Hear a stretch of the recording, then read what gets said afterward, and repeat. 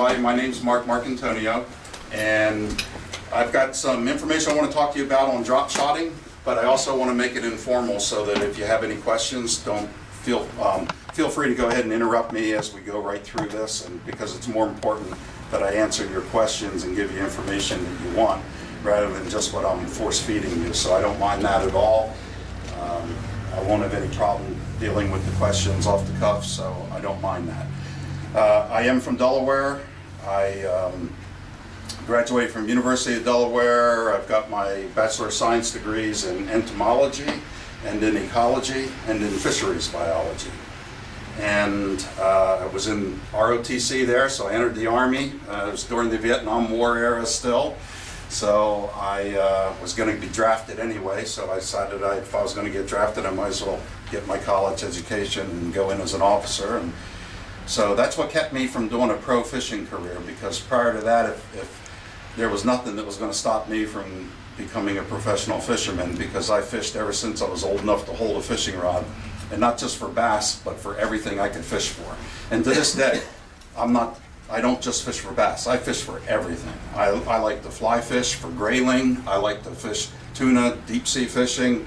If it swims, I like to go fishing for it. And it's kind of funny because I'm a former president of the Tacoma chapter of Trout Unlimited, and all those people know me as a trout fisherman, and other guys know me as a steelhead fisherman, other guys know me as a salmon fisherman, and most of the bass guys just think I'm a bass fisherman. And there's not enough time to keep track and to fish all these fish, but I try to do the best I can and still raise a family and have a full-time career.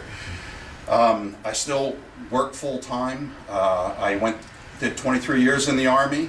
Didn't really want to have anything to do with the Army, actually. In fact, I had an appointment to West Point. They were after me for to be on the wrestling team, because my dad was a wrestling coach and I grew up wrestling. But I didn't want to go to West Point, so I turned it down, and then I ended up in the Army anyway and spent 23 years in the Army. And retired. My last duty assignment was at Fort Lewis. That's how I ended up here. And so I retired. I got up here in 1993 and retired in 1998. So I graduated from high school in 1971. I had already fished tournaments competitively before I graduated from high school. I won the Delaware State Championship in 1973, fished in the b.a.s.s. Federation Nationals in 1975, which was only the second Federation Nationals that they had ever had, and fished that down at Santee Cooper Lake. And I fished all over the country. The Army sent me all over the world and all over the country, and so I've been fortunate enough to get to fish most everywhere. I've stuck with bass fishing more than any other type of fishing, and to this day I still do a lot of fishing. I still fish upwards of 30 tournaments a year, and so I spend every weekend practically from March through September fishing a tournament somewhere, in some cases 2 tournaments when we have ABA back-to-back tournaments and so forth. So I guess that means I've been fishing tournaments for well over 40 years now, and doing it very seriously, because as anyone who knows, anyone that's in the Army, you don't do anything halfway. You pretty much do it all the way, and you get pretty obsessive compulsive about it. And that's how I approach my fishing. But what's interesting is when I started in Delaware, I formed a bass club in 1969, and also got the Delaware State record bass that year, which was at that time was only 8.5 pounds, but I was also only 16 years old, and so that felt pretty good to do that. But I started a bass club, and we were called the Mill Pond Bass Masters. So we weren't very much different than you guys. We fished mill ponds. Typical, you'd see a flour mill or whatever, and they'd build a pond to operate the water wheel, and there'd be bass in those ponds, and that's what we'd fish. And in some days, we would fish 6 different mill ponds in one day for a tournament day. We'd hop from one mill pond to the next until everybody got too tired of fishing, and we'd keep our results as we went through the day. We fished out of little boats, electric motors only, and I used to have a little red plastic boat that looked like a miniature shoe. I mean, it had a deck on the front, and it was shaped just like a miniature speedboat, and I had an electric motor on the back of it, and that thing was so much fun. I miss that boat to this day. But we'd catch some big fish in those mill ponds, and in some of them we'd catch nothing but stunted little runts like we were talking about before the meeting. But in the better ponds where there weren't many fish, where you wouldn't catch a lot, you might catch a 7.5, 8 pounder in a tournament day. Good fish. And especially for Delaware, they're all northern strain largemouth bass, no Florida strains then. But it would be a lot of fun. And so I learned a lot about bass fishing from fishing small lakes. I also, in the summertime, growing up in Delaware, I worked on my uncle's ranch in Maryland for the summers in between school sessions. And he had a 600-acre farm, and I helped him build 9 different lakes on that farm, and ponds in most cases. The biggest one was 7.5 acres. And we stocked it ourselves, and I got to fish it, and it was my private little fishing hole. And we got so many fish in there that, honest to goodness, the trick was to try to make 30 casts and not catch a fish on any of the 30 casts. And it was too simple, too easy. But the thing that was really good about it was it taught you how to have confidence in any lure. You'd learn how to fish any particular lure and figure out, you knew you were always near fish. So if you weren't catching something, you were really doing something wrong. And depending on how long it took you to catch a fish, it taught you, that you were doing something right. And so things like back then, we were still learning how to use the tackle we had. The equipment wasn't nearly as sophisticated as what we've got now. I mean, we didn't have gamakatsu hooks.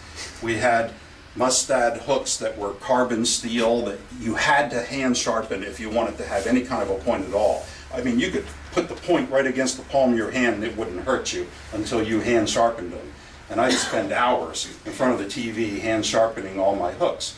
So we didn't have that good stuff back then, but so you had to learn how to do things like setting the hook much differently than you do now. Now you can pretty much, in most cases, unless you're punching or using some other technique where you're fishing in a really heavy cover, you pretty much can just tighten your line and do a sweep set and be able to get the point of the hook completely buried in a fish. Back then you couldn't do that. You had to hit them like you were in a fight, and really had to punch them to get that hook barb to get in. The barbs were huge. They're not like gamakatsu hooks now have got a tiny barb. The barbs back then were huge, gaff type barbs. And they were long, so you really had to drive that hook into the fish to get it to stick. So things have changed a lot. And that's not what you came here to hear, so I'll try to cut down on some of the history. But I've been the things that I learned fishing in that Mill Pond Bassmasters are things that I use to this day. And I guarantee you that there are things that you guys know how to do that touring professionals do not understand or don't grasp, that will give you an advantage over them under certain conditions. And probably the biggest thing is learning how to be stealthy, using a quiet approach. You guys know how important it is to not let the fish know you're there. If you're not catching fish, that's probably why you're having a problem. Because when you're fishing smaller bodies of water, and you're fishing right out there, whether it be a belly boat or a rowboat, a kayak, a canoe, a float tube, whatever, those fish are acutely aware of what's happening in their environment. They can hear much better than you know they can hear. They can see much better than you know they can see.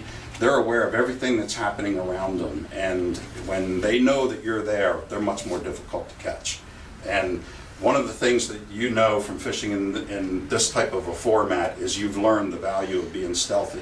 I know guys that fish tournaments all the time that do great whenever it's windy or stormy out, and they do terrible when it's calm bluebird days, and they've never put the fact together that maybe the problem they're having on those days is because they're too noisy, because they run their boat right up on the spot and shut down. They're in such a hurry to beat someone else to a spot that they run their outboard right up to the spot, shut down, and then they think those fish don't know that that you just arrived, and they don't give bass aren't really smart, but they are predators. And because they're predators, nature programs every predator to accept certain conditions in their environment. And when those conditions don't exist, it puts those predators on alert, and it makes them scared, it makes them nervous, makes them not do what they would normally do. So some people think that's intelligence. It's not really intelligence, it's just the way predators are wired. But that's the case with bass, and we don't give them enough credit for that. So the skills you've learned, I would recommend that you maximize that. So anyway, like I said, I started in Delaware. I've been fishing tournaments a long time. I've fished all over the country. I spent a lot of time fishing tidal water in Maryland and Potomac and stuff like that, and then fished my way down the East Coast, and then I landed in California. And when I got to California, that was a real rude awakening. I went from being able to catch fish seemingly at will to not being able to catch anything when I arrived in Southern California. And it was because I had a lot to learn. I had to change a lot. The water was clear. The conditions were very different.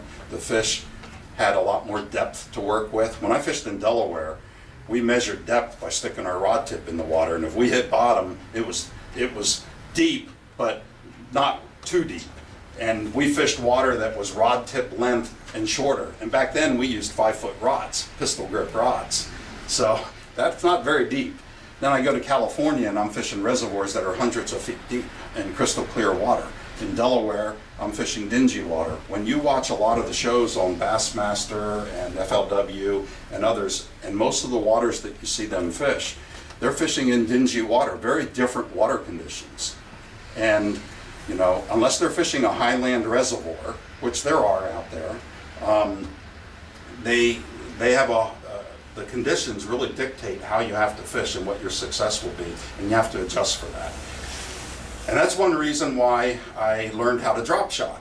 And that's why I want to talk to you about drop shotting, because there probably is not a better method day in and day out to catch fish in clear, calm, quiet conditions than fishing a drop shot. Jerk baits work pretty good, and crankbaits work good too. Any type of minnow imitating bait works real well. If you come to the Puyallup Sportsman Show this year, I'll be teaching seminars on the warm water tank, and I'll be teaching one on crankbaits and jerk baits, and that might be worth your while to see that one also. I'll also be doing a drop shotting seminar, and I'll cover some of the information that I'm covering tonight as well. But drop shotting is probably the best way to catch fish under really tough conditions, and it's a great way to catch them even when they're anxious to bite, even when there are better, more efficient ways to catch them. I can't think of a situation in which drop shotting won't work. I just cannot think of one. So if you're fishing a drop shot rig only in certain conditions or certain times of the year, then you're selling yourself short, and you're selling the drop shot rigs short. You really, I would challenge you to look at it in an entirely different way. When I started drop shotting, which was around 1994, is when I first started, long before most people even knew what it was. I had trouble with it the first couple times. I didn't do very well. I started off fishing with it on Banks Lake. I seemed to get snagged a lot where I was using it, and I didn't catch very many fish. But within a couple years, I realized that I needed to change my equipment, my rigs. They just weren't, we didn't have time to refine them back then, and that was my problem. And so I'm going to show you how I've refined my setup and my rig, and explain why that makes a difference. Like I said, I'm actually very, very detail oriented, and you'll see that when I go into some of my explanations. I look at things because I am a fisheries biologist also. I look at things from a biological standpoint. I'm one of these kind of people that likes to understand why anything works. When my parents would give me Christmas presents, I'd always take them apart and put them back together because I wanted to understand exactly how they work. I like to figure all this stuff out for myself. And so I spend hours. It's what I enjoy doing. And the first thing that I did was I looked at the weights we were using. And let's pass these around. The weights that we had back then were absolutely horrible. We basically would take a piece of wire, like a paper clip, straighten a paper clip out, solder a barrel swivel, half a barrel swivel. We'd cut barrel swivel, the one end of the barrel swivel off, we'd solder it to the paper clip, and then we'd take our Texas worm weights and slide them up the paper clip, and then bend the end of the paper clip over, and then tie that to our line, and that was our drop shot weight. And if you wanted to change weights and straighten the paper clip, took the Texas worm weight off and slid a heavier one on. And so that wasn't going to cut it for me. I couldn't have that. I mean, I got this great big bulky thing. It cast terrible. It was huge. The fish could see it. I'm trying to be stealthy and not let the fish know that I'm there. So I looked all around. I couldn't. The best weights that I could find on the market at that time, Bakudan had just come out with their round cannonball style sinker, and that was the best weight on the market. And it was good, and it worked very well, and it still works well to this day. But I found that a round weight has a lot of problems, particularly up in the Pacific Northwest, because anytime you're fishing gravel bars, rock bars, things like that, round weights roll right into the crevices and they get snagged, and you're constantly snagged. And they do a great job of casting because they're very aerodynamic and they sink straight, which I love. But then when they hit the bottom, and especially if you've got river current, if you're fishing the Columbia River or somewhere like that, the current sweeps them along the bottom, and they roll and they twist up your line until they find a crevice, and then they get wedged in it, and then you break off. So I wasn't happy with that, and so I basically had to design my own drop shot weight, and that's what I did back in 1996. I designed my first prototype, and I brought them out. Everybody was bugging me to make them so that they could have some too, because they couldn't get anything like it, because it was teardrop shaped. It was the only teardrop shaped one on the market. And so I started commercially producing them for friends in 1998, and finally when 2002 came, I went into full production of them, and I still sell them to this day. But I don't do it to make money. I do it, I don't have time to. I don't want to do what I have to do selling weights to make a living at it. I have a good job. I work as a general manager for a drinking water utility for the city of Edgewood now, so all the drinking water that, if anyone live in Edgewood here? Or in that area, Milton area or whatever? Anyway, if you live in Edgewood, your drinking water is water that we produce and provide, and it's a great job, and so I don't want to do selling tackle for my living. And I also have my military retirement, so I don't need to do it from that perspective either. Now, maybe when I retire from this job, I'll step up production, and I'll be more interested in seeing how much money I can make with them, but probably not. I'm too interested in fishing. But I designed those weights because there was nothing else available. And how many people we got here? Tell you what, pass some of these around and open them up. And everybody keep one.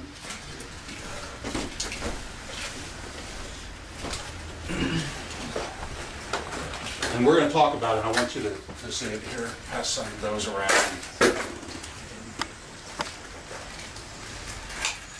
Nice catch. Pass those You around. got one handed backhand, this guy did? I've over the years I've changed things on them. I keep continuing to refine them. But in 2002 is when I made the most significant changes, and I basically hired a computer designer to make me some molds so that they would be perfectly balanced, perfectly aerodynamic, perfectly hydrodynamic. They're computer-generated shapes that we've tested under a lot of different conditions so that these things will fly straight through the air just like a bullet. You can cast them underhand and pitch them under a dock and have your drop shot rig fly up under a dock. When they sink, they'll sink perfectly straight. And Does anyone know why that's important? Why should anyone care that a weight drops straight down through the water? This is one of these little details that people don't realize. What's that? Right by a piling or whatever you want it to be. Well, true, absolutely. So you can get close to cover that you want to fish. But there's an even more important reason, particularly in deep water. Why would it make a difference? Twisted line? Well, it makes a difference there too. There's an even better reason. And this is something that very few people have thought about. And the guy who taught me this was Bob Taylor, who wrote that software. This is the guy, I give him full credit for this, because he's the guy that really brought this to my attention. Okay.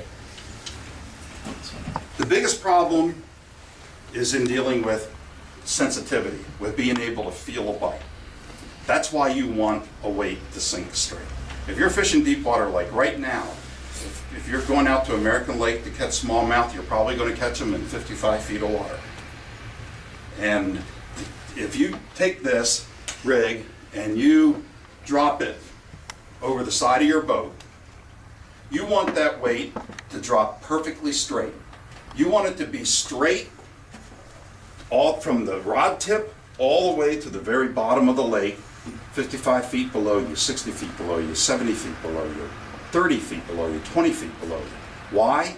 Because if that weight sinks and goes like this as it's sinking, what's happening to your fishing line?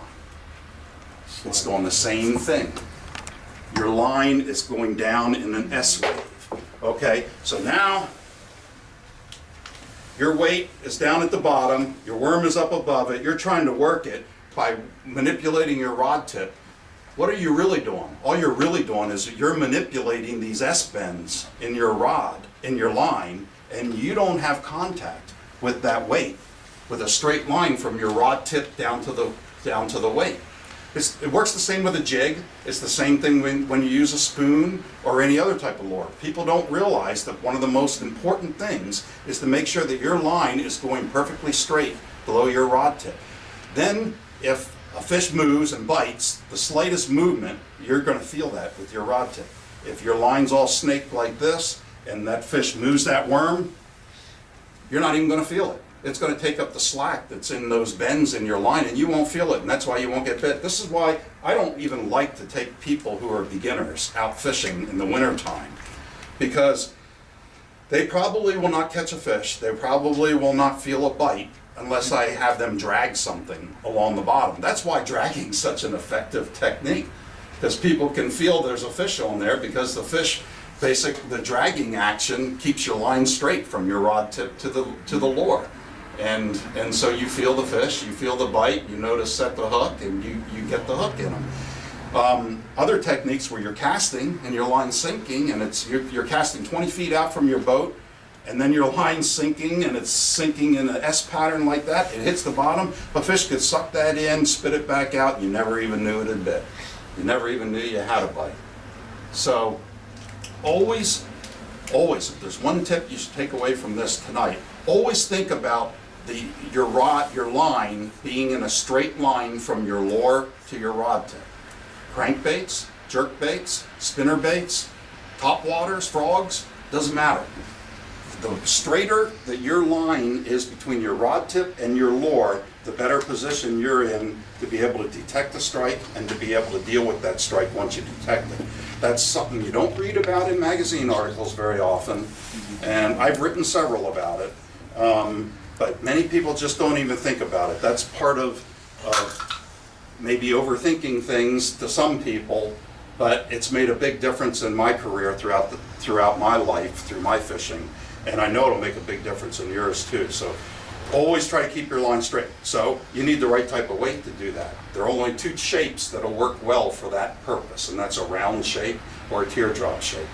If you use a pencil lead, when it falls through the water, just watch it. It does exactly that. It snakes back and forth. It doesn't even do it in an even pattern. Any other shape does that. Teardrops, they're perfectly shaped so that they sink perfectly straight. And same thing with casting. When you cast, you'll have a perfectly straight line from your rod tip to where it enters the water. You don't want to cast and throw something that goes like this through the air. A lot of lures will do that. That's why most of the better lure companies like Lucky Craft uses that shifting weight system, weight transfer system in their lures to keep them from tumbling so that you can get a nice long cast. Well, it does another thing of making sure that that lure and your line is straight in line with your rod tip so that you can start working it effectively the moment it hits the water, and you don't have to sit there and reel up a whole bunch of slack and then start working it, and by then you've got your line laying in a bow in the water, and it's a mess. So that's why they're shaped like that. Other things about the tackle, I'm going to talk about some of the basics here about the setup for drop shot. Is there anyone that hasn't fished a drop shot rig? Unfortunately, Okay. yeah. Okay, well, that's okay, and you definitely will want to learn. And the other good thing about drop shotting is that you catch all kinds of fish when you're drop shotting. You'll catch everything. I mean, I catch steelhead. I purposefully drop shot for steelhead, and I'll get into that a little bit, and same for salmon. But you can catch everything. You'll catch crappie, catfish. I caught the world record IGFA line class, 6-pound test line class record for walleye in the Columbia River on 6-pound test Segoy fluorocarbon drop shotting during a bass tournament. So you can catch all kinds of fish drop shotting accidentally. I catch steelhead in the Columbia all the time accidentally while I'm fishing for bass. There's never a dull moment fishing drop shotting. So if you have a short attention span, it's a great technique because there's lots of fish that will bite it. You can go out on American Lake and just load up on perch. Yellow perch, you can catch kokanee, you can catch trout. I've got some pictures on my phone of a couple weeks ago. I was out there. I caught, let's see, I caught a rainbow trout about 5 pounds that I got a picture of on my phone, and 3 smallmouth, 2 dozen yellow perch, because the guy that I went with wanted to bring some fish home to feed his family. So we got 2 dozen yellow perch, didn't get any rock bass. Don't do as well on them this time of the year. 1 kokanee and a couple cutthroat, all in a day of fishing. And it was only a few hours actually. So a lot of fun. So you never know what you're going to catch. When was that? That was just a few weeks ago on American Lake. So launching out of the military side there, and most of the fish, well actually we caught fish near the state park ramp and the VA hospital and all the way over by the country club, Lakewood Country Club. So it only takes me 6 minutes to get to that lake from my house. I'm from this area. I probably should have mentioned that also. So, and yet it's probably the lake I fished the least. But that's going to change now that the smallmouth are getting big in there. I helped the state when we stocked that, and originally there were no smallmouth bass other than the odd one that got transported into the lake by fishermen. But there was not a population until about 15 years ago, and now there's a pretty good population, and it's growing pretty fast. And I've gotten 2 of them that are 7 pounds out of American Lake now, so there's some big smallmouth in there. And so it's getting more and more of my attention now. Okay, so I mentioned the line I use, a 6-pound test Segoy fluorocarbon, 100% fluorocarbon. The reason I like the Segoy is because it's extremely thin, very strong, and it casts very well for fluorocarbon. All fluorocarbon line is pretty stiff, and it tends to coil, and this line has been on here. I put this line on here before our championship tournaments in September. The ABA tournament was the weekend after Labor Day. So I put that on. I probably got about 20 days of fishing on this, and then the rest of the time it's just been sitting on the reel, and it's still manageable. I'll still use the same line throughout the Sportsman Show demonstrations so that I don't have to put more expensive line on, and then I'll change it when we get ready to go fishing for the next turn. But good stuff, very thin, very strong. It is on the expensive side. I think it runs about $20 a spool for 110 meters, which is pretty pricey. But if you take care of it, if you don't step on it and abuse it by carrying a whole bunch of rods in a bundle and letting the hooks scrape against it and all of those type of things, you could get a half a season out of it. if you pay close attention to it. So it all depends. You can get less expensive line and still do well. But as you notice from looking at those weights, to attach them to your line, you basically just poke the end of the line into that clip and slide the clip up. You don't tie a knot. No knots necessary at all. And I've gone through a lot of different clips over the years to come up with the right clip that would work well. This clip works perfectly well with 2-pound test line, and it works great with 25-pound test fluorocarbon. So whatever size line you want to put on it, it'll handle the weights quickly. If you can see the clip to be able to put the line in, which I normally have no problem with on the water, but in this light I can't even see it. So I won't be able to do it too well, but there we go.